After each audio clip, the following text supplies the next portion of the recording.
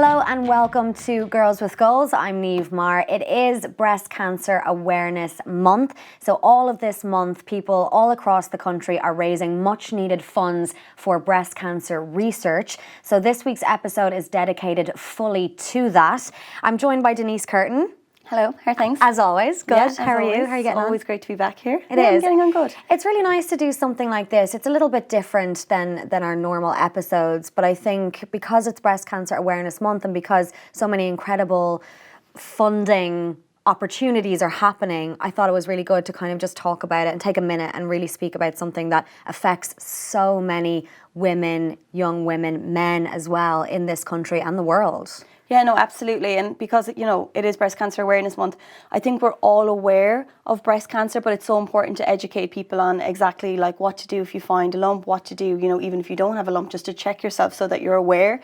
And I think this month overall is really, really good just to know some key factors about everything to do with breast cancer. Absolutely. And I think what's interesting about this, you know, it's funny because breast cancer awareness is you know, the line that people say, and of course everybody is aware of it, but there's loads of other things that we can learn. So for example, where exactly does the money that's raised go to? So the money goes directly to the National Breast Cancer Research Institute, which is in Galway, and they're doing incredible studies at the moment, which is of course helping women, and that comes from early diagnosis all the way through to medications and the ways in which they can actually, you know, get the figures down in terms of the people who lose their life to something like this.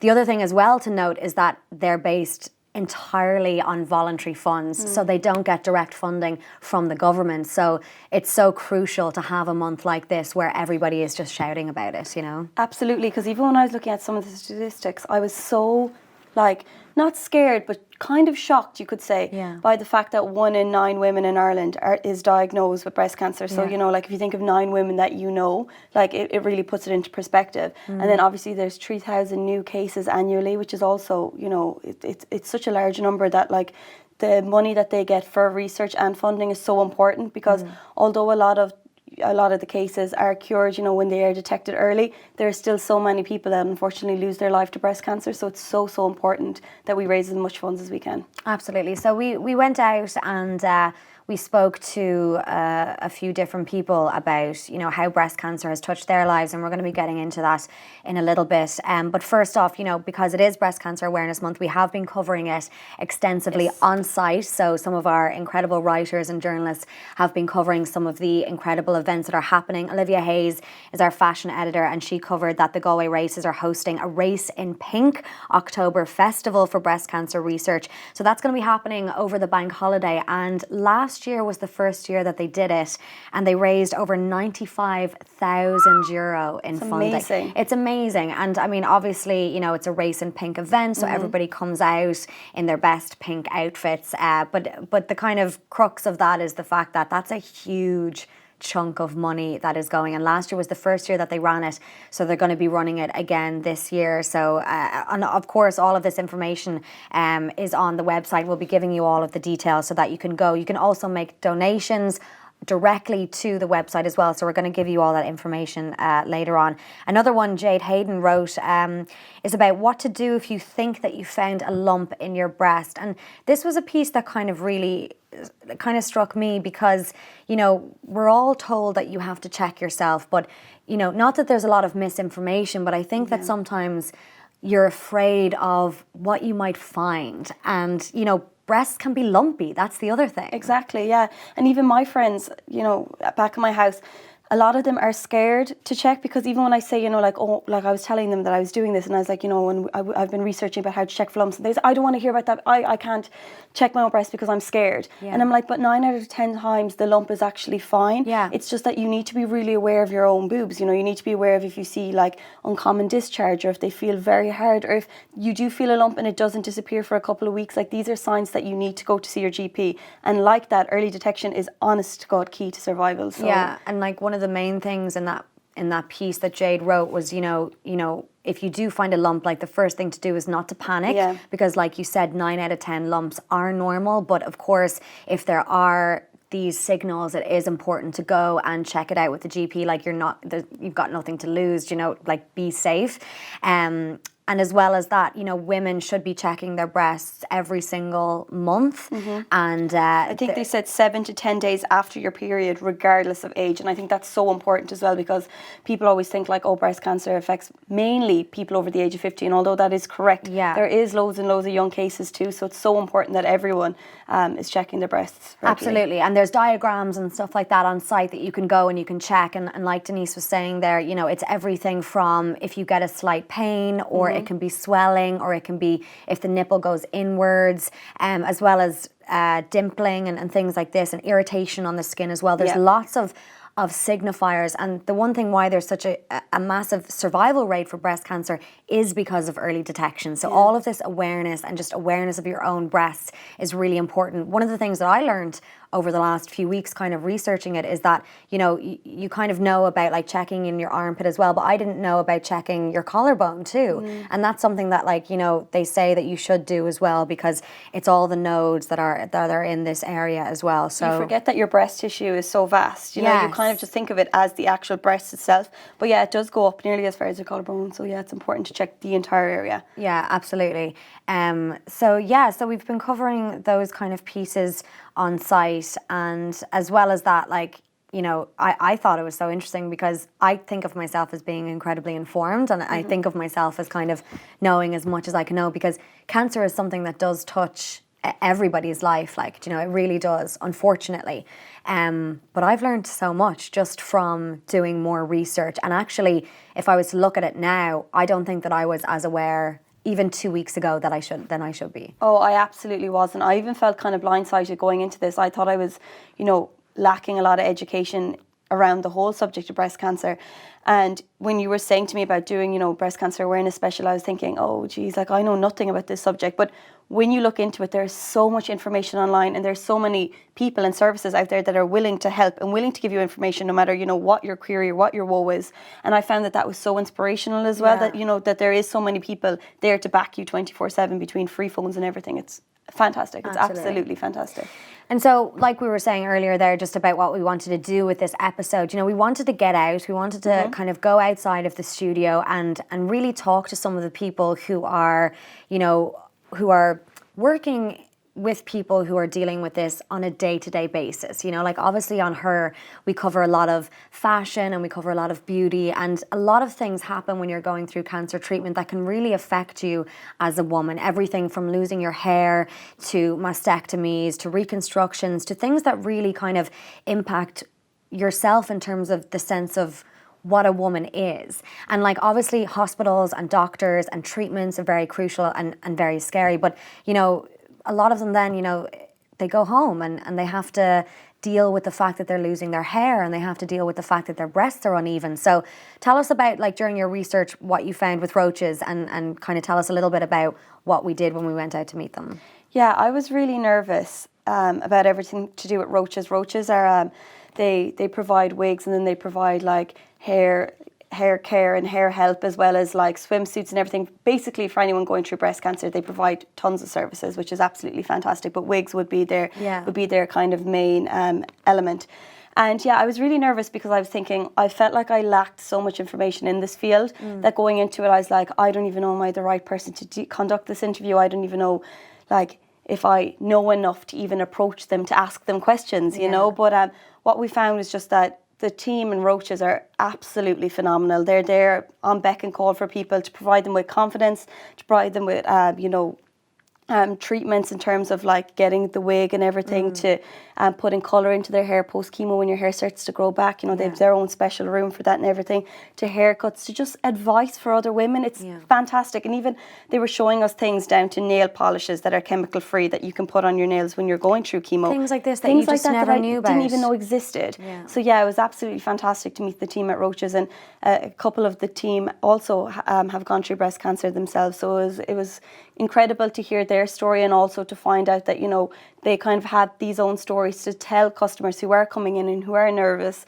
you know, that like, it's okay, you know, you're going to be fine, because like, although it's a tough journey, you know, there is a lot of people there that are there to help you. And I just found the whole thing quite overwhelming and also absolutely inspirational. And this is the thing about Breast Cancer Awareness Month, you know, obviously it's very important to talk about it and to raise awareness this month, but, you know, Anne Roaches and Samantha, who we spoke to as well, who works there, these are women who spend every single day of their lives, you know, looking after people who are going through this, and I think it's crucial to kind of highlight the work that they do as well. They have an incredible campaign running as well, so we won't give too much away, but we headed out to Roaches and take a look. So we're here at Roaches Wigs and Hair Replacement. Now, I've been on to these women for quite some time to come on the show, so I'm delighted that they're free and willing to chat to us. To be honest, I am kind of nervous because I'm not really skilled in this field, nor do I really know any of the information about it, but that's what's important about Breast Cancer Awareness Month, that we actually inform ourselves about all the incredible work that the people do, and of course, if you are suffering from cancer, all the incredible services that are available. So we're going to go in and chat to the ladies. I'm Anne Roach and I am the owner of Roaches Wigs and Breast Care.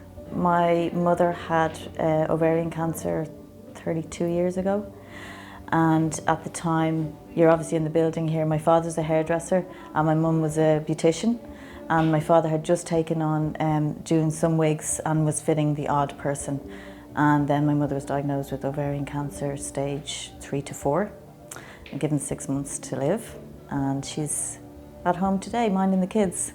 At the end of her treatment, she decided, whenever my dad was fitting a wig, if somebody was upset, he would say, Maura, will you come in just to talk to this woman, she's really upset.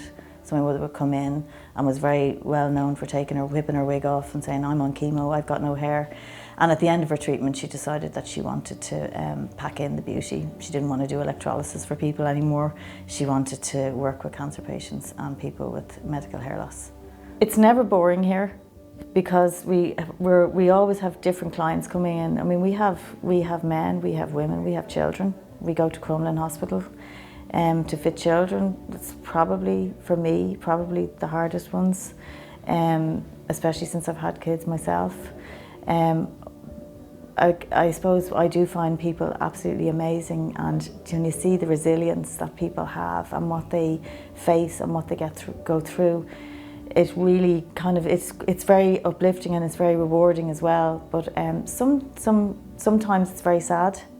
I mean, I have fitted wigs on people who are basically telling me they want their wig for their terminal, and they want to look well while they say goodbye to their friends. We have a great team here, so we kind of bounce off each other, we rely on each other for kind of support. But everyone who works here, I would say, has to be an empath. They have to get job fulfillment. They have to enjoy helping people, otherwise it wouldn't work. And a good few of the team here have actually gone through cancer themselves, so we kind of get it from both sides. My name is Samantha Sherlock and I work in Roaches in the breast care department. Well, I'm here about 8 years now, coming up to 8 years, and I had cancer myself, I had breast cancer myself, so I was involved in different charity groups and then I met a few people. Actually, the girl I work with, Dominica, works here. And then I noticed there was a job going here. So I just said, oh God, maybe I'd like it. But that was a good while after I'd had cancer. I had cancer 14 years ago. So we're talking 6 years later, because I don't think you'd been able to come and work here, you know, sooner, because it's pretty hard at times. Well, I was diagnosed with breast cancer when I was 35. And the reason I found, well, I think I'd found the lump, but I kind of ignored it for a little while because it didn't feel like a lump. It just felt like a bit of muscle tissue. And believe it or not, I was watching the TV and it was all over the news. I was giving the kids the breakfast and it was all over the news about Kylie Minogue. And I thought, oh my God, I'm the same age as her. So she really made me go down to the doctor. So then it was really quick. Diagnosed, you go through all your tests. And 2 weeks later I was in hospital, actually before 2 weeks. And I had a full mastectomy. Like that, trying to get the knowledge out there to people. When I had a reconstruction, you're never really even, you know, the reconstructions are good, some are great, some aren't so good. But then, you know, you have to wait maybe to have your other breast lifted so that, you know, they look better, they look well. And I didn't know that you could get partial prosthesis at the time. That would make you look even. So you're going around maybe uneven for quite a while, or you're trying to do things to cover yourself up, and you know, you're trying to hide it yourself or do something or fix it yourself. But there is so many things like that that I didn't know about at the time. Yeah, I mean, I had a lady come in the other day and she had cotton pads put in just to even her out because it was very slight. It was very different, but she knew it was different. Well, we always encourage people to come in before they start their treatment because, as I said, most people want to look the same. They don't want to draw attention to themselves, so they want to be able to go to the school, pick up their kids without anybody noticing. They want to be able to go to the supermarket and no heads turn. So if they come in before they start their treatment, we can see exactly what their hair is like. We can look at the density and the colour and the texture.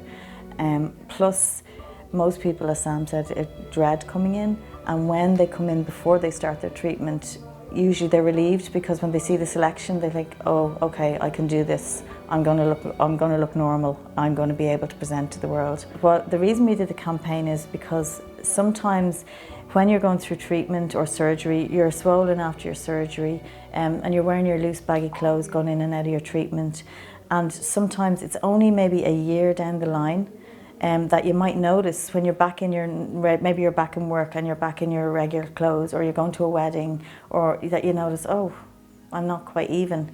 But generally they're discharged from the hospital at that stage, so they don't really know where to go. And a lot of women think, well, look, I'm so grateful to be alive, I'm well, look, this isn't a big deal. And a lot of women are embarrassed even to tell their doctors about it because maybe they haven't been told, so they don't know there's a solution. The other thing that can happen is if they have radiotherapy, a lot of times the surgery is so small that they are discharged quite quickly from the hospital, bypass a breast care nurse and go directly to radiotherapy. And the radiotherapy can cause a little bit of tissue shrinkage. So again, it could be a year down the line that they notice they're uneven.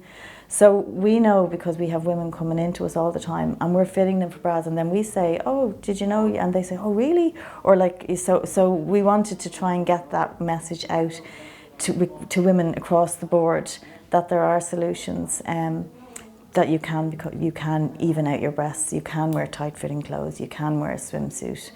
When you're diagnosed with cancer, a lot of people can feel out of control because so many other things might be changing. Because your body shape is changing because you're having surgery, and you know, maybe you're not working or whatever, everything is moving and you're kind of not knowing, how am I going to make it, how am I going to cope?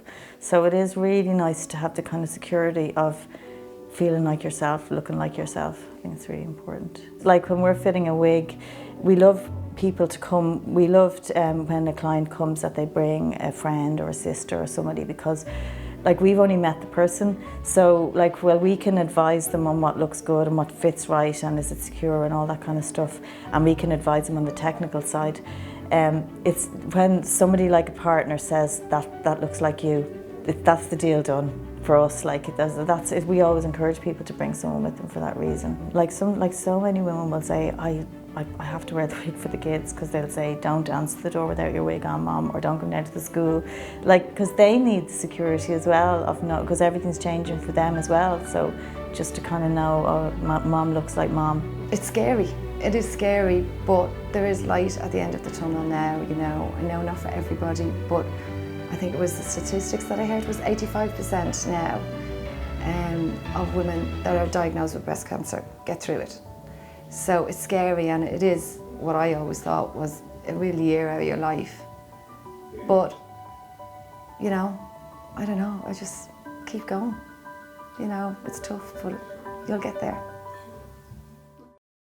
Okay, so we are back. Yeah, I mean, it was funny kind of watching you there when you were doing your introduction, and you did say that you were a little bit nervous. I find sometimes, you know, when you're, especially in this field, when you're talking to people who maybe have gone through something like that, or people who are even working with cancer victims, it's hard sometimes because you never know whether you're going to say something that's just wrong, that's just insensitive, whereby you're really only trying to get the most out of them, make sure that they're comfortable as well, because it is uncomfortable. These are people's lives, you know? Exactly, and that's what I found too, asking people, you know, to share their own stories. I was quite nervous that I was overstepping or, you know, saying something that, like you were saying, would be insensitive. And I think like that, when you're kind of like not knowledged about it, you do get scared that you're going to hurt someone else's feeling, because cancer is such a touchy subject. People are even afraid to say the word most of the time, you know. Yeah. So it was quite nerve-wracking going in there. But the thing is just the place is absolutely phenomenal. It really is. It is just incredible. Even from, you can hear laughing in the store. You know, you can hear the patients chatting to the women that work there, and everyone is just in an atmosphere where they're there to lift each other up.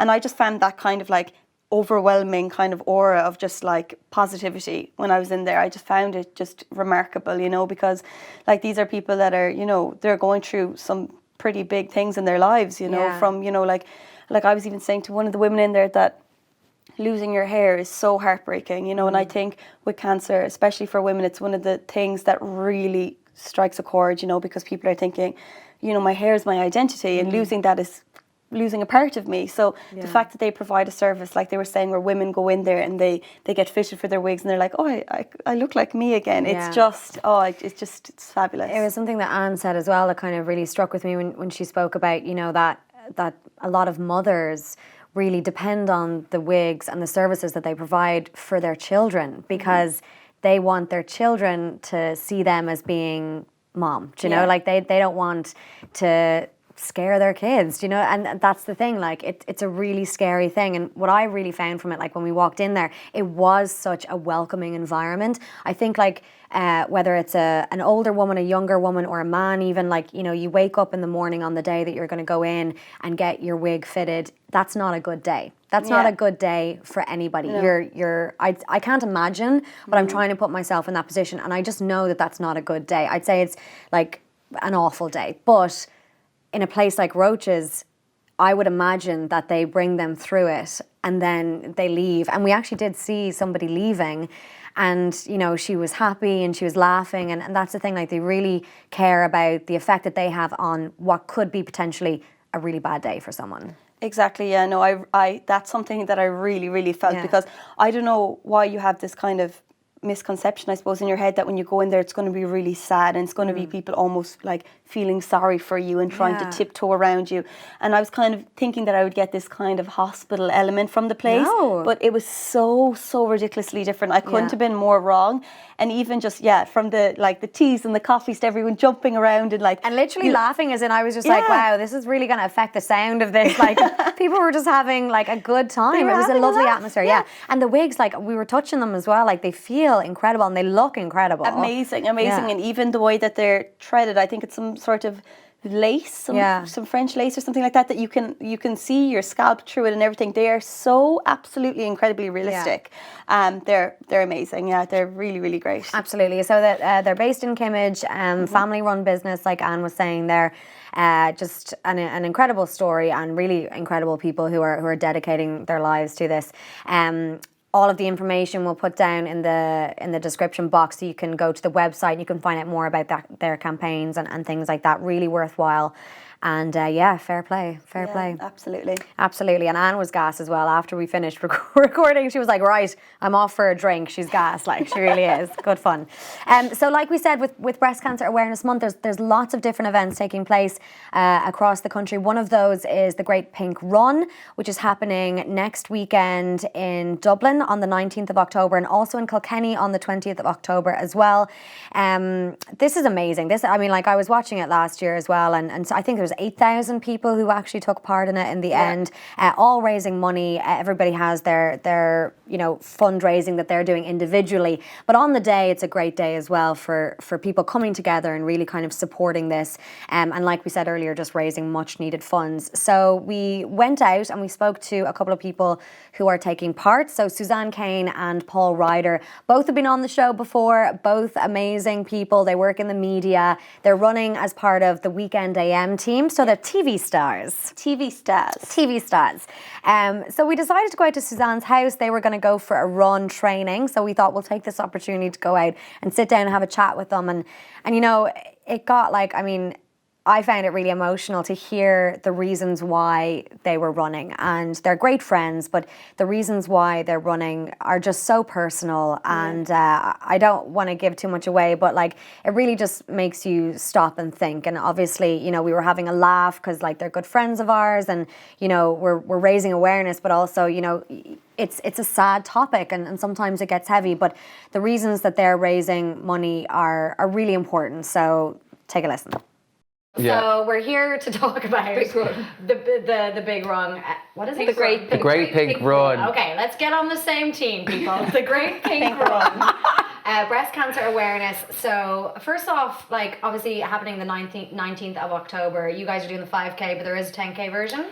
I'd like to do the 10K. I will tell you now, straight off the bat. It's the 5. I'm doing 5 because we are there. We're doing a weekend AM, so we'll be there for filming for 9. They will need us at the finish line before 12 o'clock. If I was to do 10, and I'm on air today if I'm at 2 o'clock. So to be fair, I won't make it. If I do any more than 5. Team AM are doing 5K. Yeah. So obviously it's Breast Cancer Awareness Month. There's lots of things happening. We were out at Roaches there just before we came here, which is incredible and like really eye-opening as well in terms of just things that like Denise and I didn't know about. So information and stuff. So obviously it's about raising awareness, but for you guys, like why is it important for you to be involved with something like this, which affects so many women and men?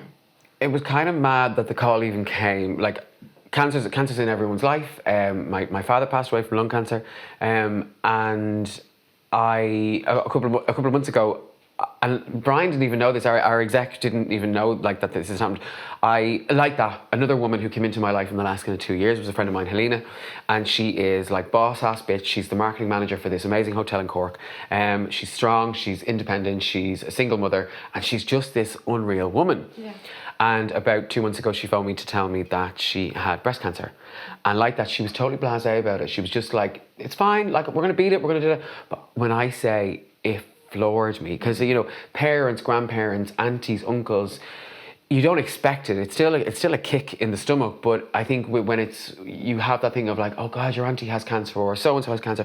I think it's when it's a friend or something. For me, it was a real gut puncher. Yeah. And Helena's like halfway through her treatment now, and she's gone through all the things. So when Brian called to say, will you do this? I was like, oh my God, tenfold. And then he said it was with her. I was like, even better. Yeah. I was like, even better. So I think like we joke and we're having bants online about like how I'm competitive and I'm gonna kick her ass when it comes to it.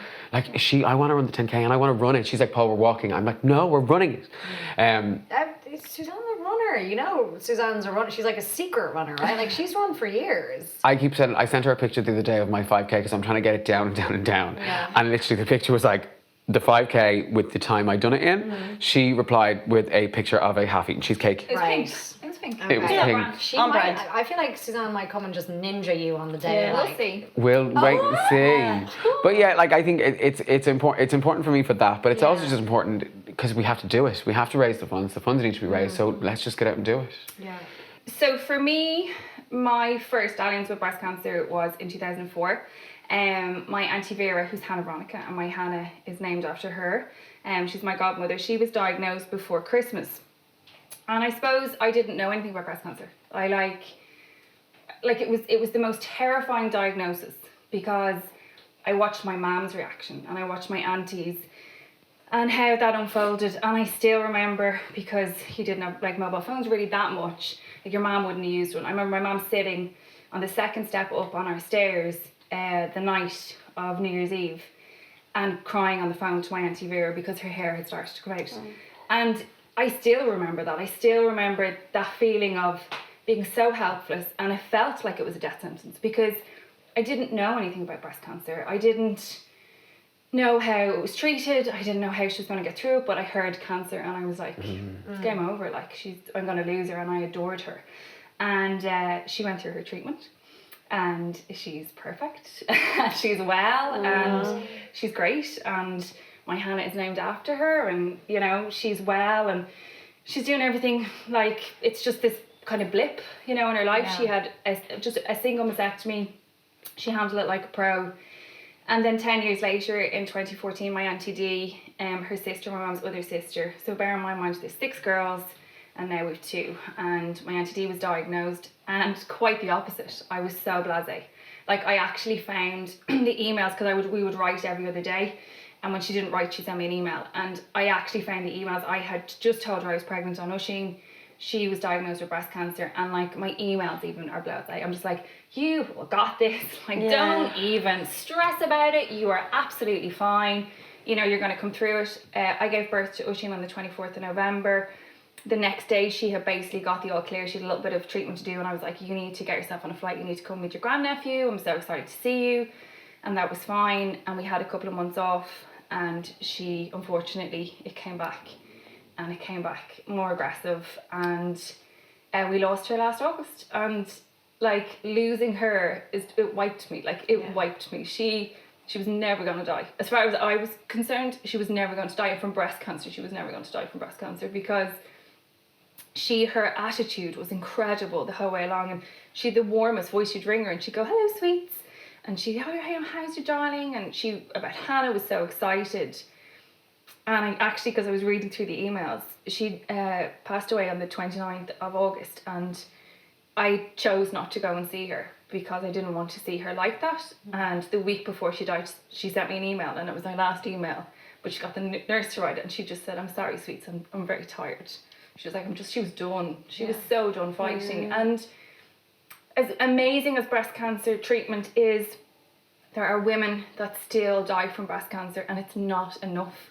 We can stop it happening. And me dragging my ass badly around for 5k, following him, and 6.5 other, 1,000 women is nothing, because once we add the money to get more research done, that we can look at breast cancer and what the cure is, and that hopefully in 20 years time my daughter won't face it.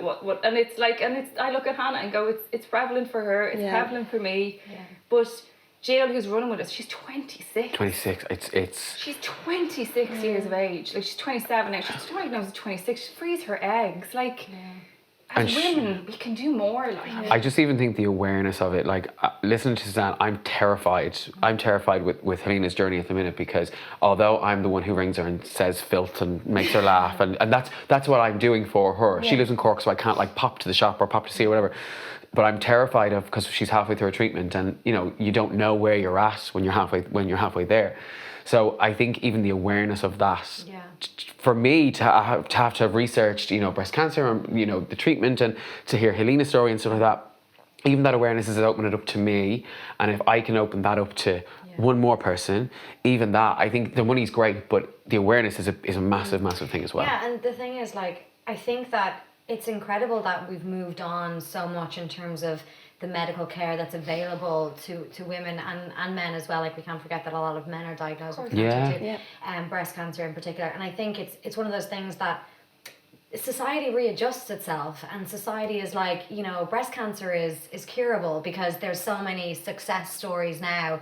But like your story, Suzanne, just shows that it's not, and it's still a very, very aggressive and scary thing. And I can't imagine, that feeling of being told that. And so I think when it comes to breast cancer awareness, it's because people do survive and people do move on from it, are these incredible tales of hope. But we can't forget that there are a lot of women who don't survive as well. It's the problem when the secondaries occur. It's when it comes back and the secondaries occur. That's, that's where it kind of really lies, the problems really lie. And again, they're massively looking into research about that as well. And again, with younger women, to help them with their treatment, that they don't have to freeze their eggs and they don't have to go through the reproductive side of it as well. That's so tough. Like from our point of view on Her, like, we are doing a lot of editorials as well about like checking yourself and stuff for younger women, because breast cancer is associated more with older women, and the fact that even obviously with cervical cancer, the moment you hit 25, you're on that free test check. That doesn't make sense, but the cervical check comes in, and okay, 25, off to the doctor. Like, that's incredible. But that doesn't happen, and a few people that we know in the office have even gone with concern, and haven't necessarily been able to access mammograms or being able to know, like, I don't know what to do if, for example, I find a lump. So this is a disease that affects 26-year-olds, it affects older women, it affects everybody. And I think, like, we can't you know, as great as it is to be positive and to be like almost blasé, like we still need to raise money and we still need to raise awareness. So the girl Jill Murphy, who we're running with as well, she's currently in treatment for breast cancer, and thankfully she's doing amazing. The goal is 2020. She's going to be done. But there was a chat in her work. Breast cancer awareness. Breast cancer came in and talked, but she missed it. But it was the girls chatting in the office that she went, not so sure about this, and then went, oh, maybe I'll go and get checked. But again, as we do as women, she was almost apologetic for it. She was like, she said that to us. The doctor, she was like, sometimes she's like, sorry, you know, you don't, can I just get you to check this? And we do this all the time as women. And again, you know, you need to know that it's not just a lump, because we talk about lumps all the time. It's irregularities in the breast, or that, you know, you think that maybe the nipple doesn't look of the same colour as it used to. And our bodies change so much, you know, like at different times of the month, our body looks and our breasts look different. So she was like, there was all of those things, but that she went, it'll be nothing because I'm 26. This isn't even going to be breast cancer. She was like, it's probably a cyst. And here she is, you know, on this journey. So as you say, we talk about the older women, but the younger women, and it's so important in younger women. It is so important because, again, we are too blasé going, sure, why would it be me? I'm 21, I'm 22. And I think just to research how, because even Helena posted something, and because I hadn't really spoken about why I was doing the run, and then obviously she posted something about getting, like, how to check your breasts. And I kind of thought that then, and I've always checked, you know, my balls would say, it's something you do. Just get in the shower. When you're in the shower, check everything's okay. And I think that, like you've said, it's for younger women just to kind of know, get in the shower, just have a little feel around, check that everything's okay, and then you can kind of move forward and hope the best. And I think with this month as well, like breast cancer awareness, like we were saying in the office during the week, like everyone's aware of breast cancer, but people aren't educated on it because like that, they think I'm 26, like I'm too young, like, you know, I'm fine. And even when you're going to the doctor, you're almost excusing yourself because you're like, I know you're wondering why I'm here and I'm wondering why I'm here. This is so silly. But it's a case of like, if you do have an irregularity or anything like that, getting checked is so important. It's a real Irish mentality to be like, I'm grand. Yeah, like, sure, and I'm wasting your time and my own, and I'm sorry. Yeah, you're like, you're paying good bloody money to go see a doctor. Here, I go in with a list. But the thing is that these days, they're literally told they have between 5 and 7 minutes per patient. And you think to yourself, oh, well, I'll just tackle this and this and this, and I won't go near that and that. I remember at college, and it was you were allowed one problem. Like, it was like an issue. Because they check everything if I'm paying this money. If I'm going to pay 60 quid. We'll be here for a while. I'll start with the toe. Work my way up to the head. And I've got 2 kids, so we have a lot to get to. And then you throw stuff, always throw stuff in, you know, because the kids are free. Like, just a little question. Does that sound a bit odd? Why we're here. But like we joke about it, but it is, as women, we apologise for everything to do with our body. Like when we go in to buy like tampons or sanitary towels, we're like, oh God, I'm really sorry to trouble you. I could kill. Like, why would you know? We shouldn't be apologetic about those things. We can't help it. We have. You always feel like you're in the way or something. You're like, I'm still terrified about buying condoms. Like I'm terrified. Like, you know, I have sex. That's a podcast for another day. Very that. But it is that thing of like, oh God, here, I'll just put them there, and then I'll buy something else with them. Do you know what I mean? Just to like. Next time, put your boob up, put the condoms up, and go. Give me a 1 for 2. I'll try that and see how that happens. So you're obviously doing it for really important and personal reasons as well. It's amazing to see 2 full-blown TV stars. Are they here? Multi-millionaires. Multi-millionaire. You really have to mock us when we do Just your classic multi-millionaires doing something for doing our bit. Giving back. So talk us through the training now, because you're raising awareness. You're talking about it. Look at me. You're going to raise much needed funds as well. Yeah. And you can go onto my Insta, Suzanne.fm, and there's a link there. You can sponsor me. Great. I'd love you to. Yes. Sponsor Suzanne. Sponsor Paul. Yeah, I have a link on my Facebook. I'm still waiting for the Breast Cancer Ireland people to send me over my proper link, but I am going to do, I don't know when this is going out, but I am going to do a competition that I will be doing a giveaway of a massive makeup hamper.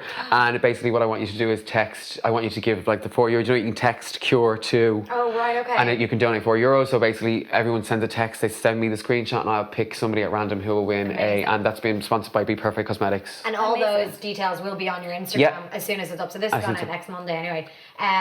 But are you guys training together or what? No, she trains by sitting on that couch. Like you're both. Excuse me. I don't Look at sit. Excuse me. You're both in I'm training sorry. gear right now. Can I just point out, technically, just so everything is in Yeah. order here. You got this, Denise. Yeah. I do not sit on that couch. Okay, I sit in the one in the sitting room. No, and but I like eat donuts and do cheesecake. I am running a little bit. to the shop Yeah, I have 2 kids. to buy donuts. I have 2 kids. I'm mama fit. Yeah. Stop. So bring it, bitch. She keeps using her kids as an excuse. Yeah, they're like, Sorry, excuse me, do you have children? Get back to me. To every parent out there, it's like, oh, you use your kids. It's like, listen, you spend 48 hours with Hannah and get back to me. You want me up in that I would gym love sweating. to spend that amount of time with Hannah. Hannah is a legend. She's adorable. But She's really good at unboxing. She loves doing a bit Yeah. of she's a, like, loves the press drop. I love this. She's an absolute lush. Never gets into the boxes. She Like, It's going into peak season now. Yeah. Christmas, she's got really high hopes. Yeah, I know. I'm training. You train anyway though because yeah, but I said this to you're you. vain. So No, You're I Selfies. obviously yeah. Oh, I'm the worst for it. obsessed with them. I'm the worst for it. I get read so much by my friends jading. being like, right. Can I say, the amount of people message me saying thank you because of your gym selfie, like I'm back in the gym. And again, it's not that. I've got You're so many shaming them. messages. You're shaming No, I'm not them. shaming them. But I have you been do you, don't believe. exactly rude. I was good you don't 16 change stone today. at one point, so I was a big fat girl. Here we are now. And the gym helped me lose the weight. But obviously, If you were going there, you didn't lose any weight, you'd ask for your money back. and I'm very. If the people go, I was really overweight and then I went to the gym, it's like, well, if they weren't losing it, go in and ask them for your money back. Yeah, but I stopped. My point is that I stopped on the treadmill. Sorry, Felicia. I stopped on the treadmill to focus it in different ways. So getting back now to like actually running 5K it's tough. Like it's not easy. Like I started. Quality of it as well. Like I hate running, to be honest with you. Like I I love know you running. love running. See, I would be way more of like You're the physical, like you're a real physical fitness person. Well, I would prefer to just lift anything and then see you later. I don't necessarily want to run ever, so I wouldn't be A good soundtrack, and I have the exact same songs that I've been listening to on the treadmill. And they're the gayest songs in the world. Go on, like give us Jerry Halliwell, "Bag It Up." Oh, I Is love. the most inspirational running song. Sorry, what is Bag It Up? Bag it up. Don't. Why am I singing? And they're like the gayest songs known to man. Lady Marmalade by All Saints, not the original version. Oh, interesting. Yeah, such a good tune. Like, and I post these things on my Instagram called Gym Jam. So #Gym Jam. So what you're listening I to? missed that. Yeah. Have I you? must be out running doing my own. Yeah, That must be in my training time. you must be buying donuts for other people. Yeah, probably to run to. Right, well, I suppose we're going to have to wrap it up there, but everybody go and take a look at the respective Instagrams and go and support, of course, and donate, because everybody's doing this for a good cause. You're not going to find anybody that this doesn't affect. Yep. And we need to keep shouting about it and talking about it and making sure that, you know, focus is still on something. It's incredible that the survival rate is up. Yeah. Obviously, this kind of thing is what is contributing to that, so let's We need keep to it keep going. It's going. about the research. Yeah. Now, I did have big plans to go out and watch you guys train. And we may or may not do that, but to be honest with you, I've been staring at these donuts for the I past know. I'm literally 35 like- minutes. I've You not. could go to my garden and just do a couple of stretches if Why you don't want. we just Because I do have some all the gear. stretches? Can I just say one of the things that if you want to get into fitness, you eat. Let me tell you this about fitness, it's really important. You can eat as well. Is that I'm if staring, you're I'm going like, to do fitness, sure. my top fitness tip for you, all of you, Yeah. God, here we is go. go to a fitness shop, buy all of the gear. Yeah, and sitting there. Done. That's what you did. Like you hadn't got any fitness gear. You wore this for the other thing we did last week That's with all I Weekend have. Niamh, because that's all you have it's like a fitness market wise. Sponsored by Gym Plus Coffee. I actually went into the manager plus coffee guys. and went, hi, I have to do something. Just can you put the clothes I should wear? The gentleman in question, John, said no problem whatsoever. Put the clothes And on. here she is. And here you are. Decked Thank out. you, Gym Plus Coffee. Yeah. Because now I'm completely fake, but it's an armour. It's a total armour. Yeah, absolutely. I feel like, I mean, I'd no business even being in that shop. Yeah. I'm a 39-year-old woman with 2 kids. You look like an athlete. Yeah. I'm eating a donut, so I Yeah. think on that note, we're going to wrap it up and we're going to head out. And maybe you could bring us through some training. Yeah. Yep, I'm there for that. Paul Ryder, Denise Curtin, of course, and Suzanne Kane. Thank you so much for joining us in Suzanne's house. Let's have donuts now. Yeah. Girls with gaps. Girls with gains. Girls with gains. Girls with gains. Yeah. Thank you so much to Suzanne Kane and Paul Ryder there for welcoming us into Suzanne's house and for providing us with incredible stories and some really nice donuts as well. Yeah, it was our first, what do we call it? Studio? No. OB. Oh, it was our first OB. Yeah, we're both radio peeps. Yeah. We can do that. We can do loved that. it. I love a good OB. Yeah, I found it was like you really get into people's stories more. Like I was welling up because of the fact that you're out of the studio, you know, you're not, there's no lights on you, you're not like trying to sit perfectly, you're really just around a table having tea in the chats, and it was just, I don't know, it just felt kind of harrowing, to be honest. Yeah, I got the stories. I got really like upset when I was listening to Suzanne's story, and it makes you really think about, you know, obviously we're talking about raising funds so that people can be saved, but you know, the fact is, and the thing that we do have to remember is that people do lose their lives from cancer, and you know, what happened to Suzanne's aunt was awful, and you know, she got the all clear, and then it came back, and that's one of those things. But you know, it was really awful, and I suppose when you're raising funds and when you're having a great day out at the race and stuff like that, just remember that everybody that's there is there for a reason. Yeah. And these funds are absolutely crucial. So I mean, what I suppose we're going to end on is, you know, if you do want to get involved in Breast Cancer Awareness Month, there are lots of ways that you can fundraise directly. You can go onto the website, which is breastcancerresearch.ie, and you can donate directly there. Or also, if you want to email hello@breastcancerresearch.ie, they can send you out a fundraising pack, which can give you lots of nice ideas about whether it's a coffee morning or coming together to do a challenge with your work colleagues.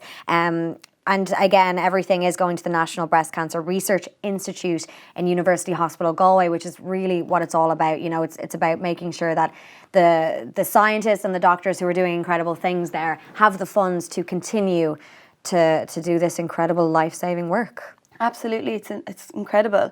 And likewise, if you've any woes or worries about breast cancer, or you have a friend or a family member who does, you can contact the Irish Cancer Society. They have a free phone number. It's 1-800-200-700.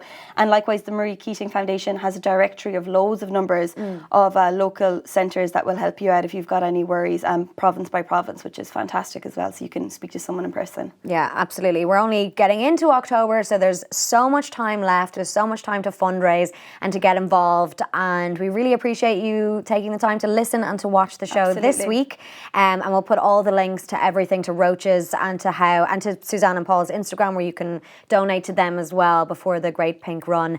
Denise, thank you so much for coming out, and thanks for going out and doing all the work as well. Yeah, it was great, and it was definitely eye-opening. You'd be surprised in a month like this, when it's a month of, you know, educating yourself on something that you kind of lack knowledge on, how much you'd actually learn. So yeah, absolutely. Yeah, thank you so much, and yeah, thanks everyone. We'll see you next week.